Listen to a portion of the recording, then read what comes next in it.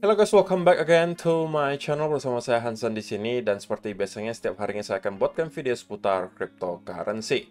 Apa kabar kalian semuanya? Semoga dalam keadaan baik-baik saja. Happy Sunday untuk kalian semua. Dan tidak usah setiap hari pantengin chart guys. Liburan dulu di hari Minggu. Ya kalau cuma nontonin video saya oke lah gitu ya kan, cuma makan 10-15 menit.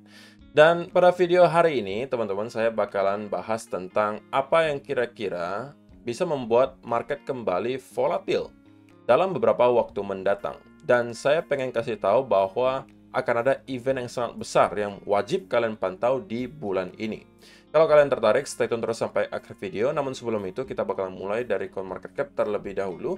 Per hari ini, secara global, market cap crypto berada di angka 1,14 triliun dolar atau turun sekitar 0,23%. Nah, untuk top 10 coin sendiri itu dalam keadaan mix, bagian ada yang hijau, ada juga yang merah, walaupun penurunannya dan kenaikannya nggak terlalu signifikan, hanya kurang lebih 0, sekian persen. Dan jarang-jarang sekali kita melihat Cardano hari ini sebagai top performer dengan kenaikan 0,63% menuju ke 0,37 dolar. So, itu adalah outlook sementara dari beberapa top coin yang ada. Sekarang kita langsung aja masuk ke data dan berita terbaru hari ini. Nah, karena kita sudah berada di hari Minggu lagi, teman-teman, kita bakalan cek kira-kira untuk 7 hari ke depan ada event dan data ekonomi penting apa yang perlu kita waspadai. Dan setelah saya screening sekilas sebenarnya, untuk minggu depan termasuk minggu yang cukup quiet untuk data dan event ekonomi. Karena tidak banyak sebenarnya yang bisa menciptakan volatility selain dua.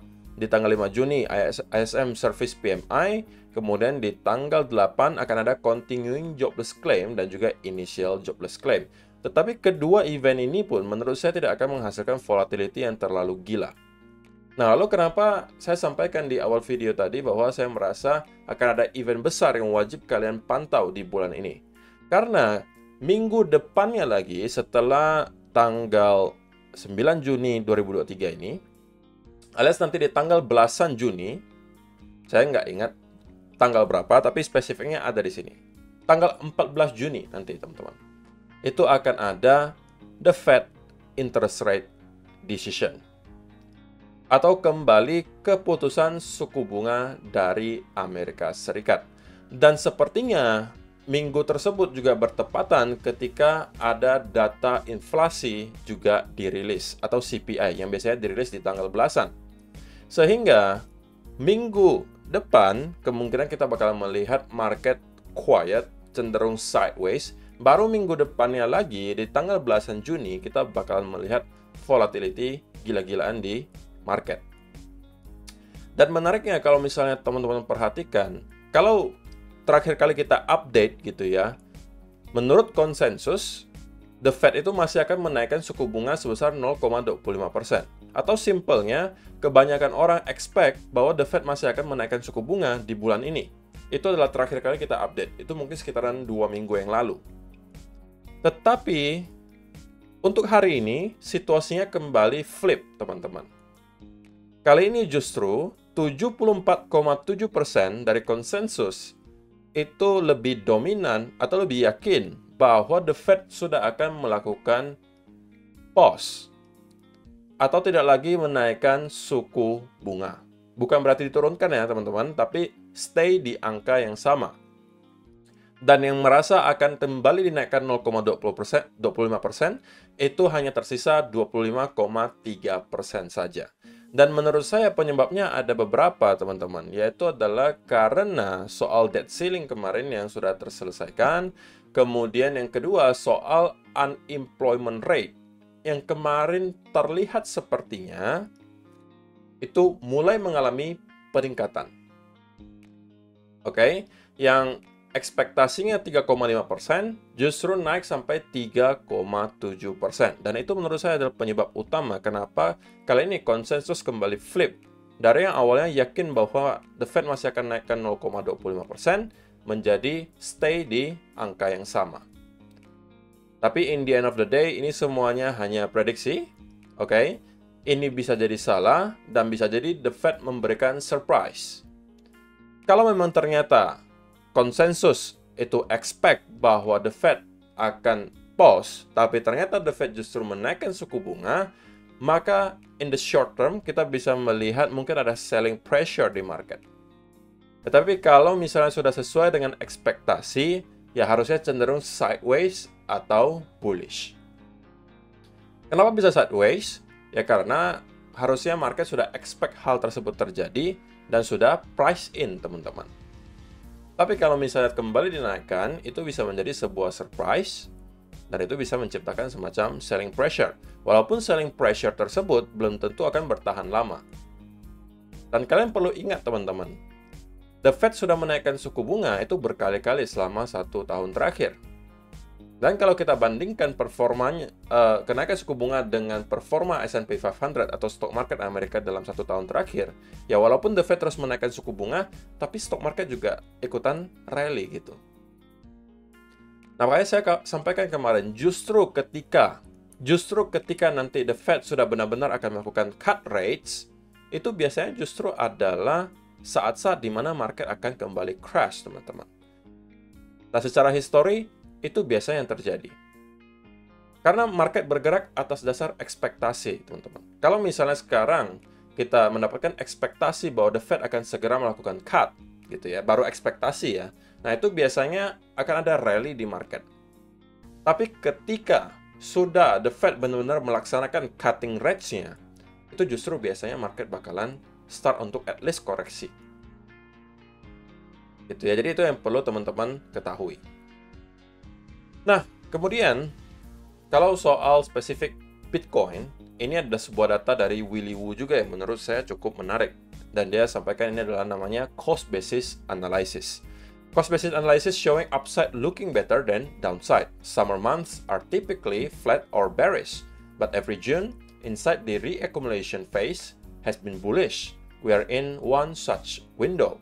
There is a window for Bitcoin to rip in June. My educated guess would be a week away for the opportunity to open.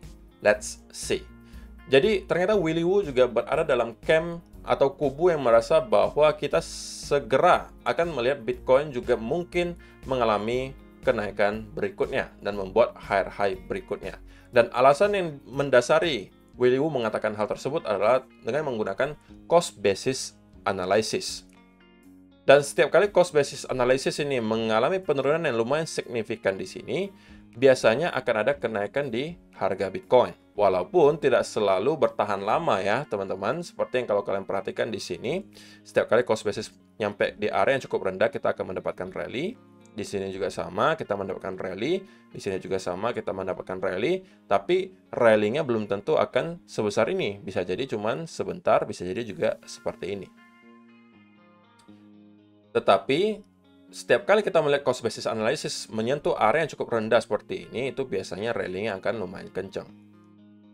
Oke, jadi kali ini, menurut Willy Woo, kita juga sudah berada lagi di area di mana kemungkinannya lebih besar atau probability-nya lebih tinggi bahwa Bitcoin akan melanjutkan kenaikan daripada penurunan. Walaupun menurut Willy Woo ya, biasanya di summer, harusnya gitu ya, biasanya market itu antara flat atau bearish. Karena mungkin di summer kebanyakan orang luar itu kan liburan gitu ya teman-teman. Jadi tidak terlalu sering memantau market atau mereka main aman dengan cara ya menjual dulu asetnya di summer atau tidak diapa-apakan sama sekali dan mereka liburan gitu. Jadi mereka nggak melakukan keputusan apapun. Sehingga yang terjadi di market apa? Tidak ada volume pertama. Ya, yang terjadi kemudian berikutnya adalah sideways.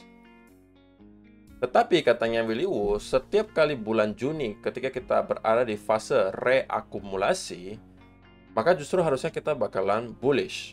Dan seperti yang kita lihat di sini, ini bisa mungkin kita kategorikan sebagai reakumulasi. Kenapa bisa reakumulasi? Karena yang kita lihat adalah sebuah rally diikuti pergerakan sideways. Oke, dan ini adalah fase reakumulasinya. Seperti yang kita lihat di sini. Ini adalah rally-nya, ini adalah reakumulasi. Ini adalah drop-nya, ini reakumulasi, ini naik, reakumulasi, naik, dan ini sekarang juga fase reakumulasi. Atau kalian mau sebutnya sideways, atau mau sebutnya continuation pattern, terserah. Tapi in the end of the day, sekali lagi, semakin banyak indikator dan data yang menunjukkan bahwa untuk midterm harusnya Bitcoin masih cenderung probability-nya lebih besar mengarah ke bullish. Walaupun untuk sekarang kita masih cenderung sideways, tetapi sekali lagi teman-teman, kalian perlu ingat bahwa memang akan ada fase di mana Bitcoin bakalan sideways selama berbulan-bulan ketika kita masuk ke fase awal bull market, sebelum pada akhirnya kita akan naik lebih kencang ke atas, dan ketika naik tersebut terjadi, biasanya pergerakannya bakalan lebih impulsif ke atas. Jadi ini hanya soal sabar saja teman-teman. Oke, walaupun tidak ada garansi, tapi berbagai indikator dan juga data mendukung hal tersebut untuk terjadi. Oke, tapi bagaimana menurut teman-teman? Apakah data-data seperti ini masih cocok untuk dipakai menurut kalian, ataukah ini semuanya tidak berguna? Mungkin menurut kalian. Silahkan kalian kasih komentar kalian di kolom komentar di bawah. Nah, sekarang kita langsung masuk aja ke chartnya Bitcoin, dan sebenarnya tidak banyak perubahan yang bisa saya bawakan, teman-teman, karena dalam 24 jam terakhir sebenarnya cenderung ya market dalam keadaan sideways gitu. Ya, cuma saya pengen bahas sekilas lah di weekly gitu, bahwa untuk sementara lagi-lagi yang kita lihat masih adalah hal yang sama. Kita masih cenderung membuat semacam bull flag di weekly chart. Ini lebih jelas jika teman-teman lihat di weekly daripada kalau kalian lihat di daily atau 4 hour mungkin. Ini lebih tidak ada noise-nya gitu ya. Kalau misalnya kita lihat sebelum-sebelumnya, hal yang serupa juga ya pernah terjadi, teman-teman. Bull flag itu ada di sini. Oke, di sini kita mendapatkan ada P6. Jadi setiap kali ada rally setelah fase kapitulasi, itu biasanya memang market perlu mencerna lebih lama gitu. Di sini tuh terjadi hal yang sama. Setelah fase kapitulasi, rally pertama kita akan mendapatkan konsolidasi yang lama. Di sini juga sama. Kita masuk ke fase kapitulasi, rally pertama, kemudian konsolidasi selama beberapa waktu. Hal yang serupa juga sama terjadi di sini. Kita mendapatkan fase kapitulasi, rally pertama, ini juga adalah fase konsolidasi yang cukup lama. So, patternnya sebenarnya berulang, teman-teman. Dan kalian harus jeli melihat itu. Dan kalian harus tahu bahwa perjalanan kita ke all time high yang baru, walaupun memang benar kita sudah berada di bottom bear market dan kita akan melanjutkan ke bull cycle berikutnya, perjalanannya tidak akan mulus gitu, teman-teman. Di pertengahan jalan pasti akan ada ujiannya, pasti akan ada koreksinya, pasti akan ada sideways-nya. Kalau kalian berharap Bitcoin akan setiap minggu naik seperti ini, itu adalah sebuah hal yang mustahil, teman-teman. Jadi kalian harus bisa enjoy terhadap prosesnya. Kalau memang ternyata di pertengahan jalan nanti kita akan dapat koreksi dalam lagi, baru naik lagi, baru sideways, naik, koreksi lagi, baru sideways, naik lagi, dan seterusnya. Ini adalah bagian dari perjalanan yang harus kalian lewati gitu. Karena pertama kalian tahu bahwa yang namanya cryptocurrency volatility-nya memang tinggi pertama. Sehingga apa yang terjadi ketika volatility tinggi, kemudian market cap-nya cenderung masih tidak sebesar aset-aset seperti stock market dan lain sebagainya, ya pergerakannya masih bakalan tidak terlalu rapi jika kita bandingkan dengan pergerakan chart di stock market Amerika Serikat.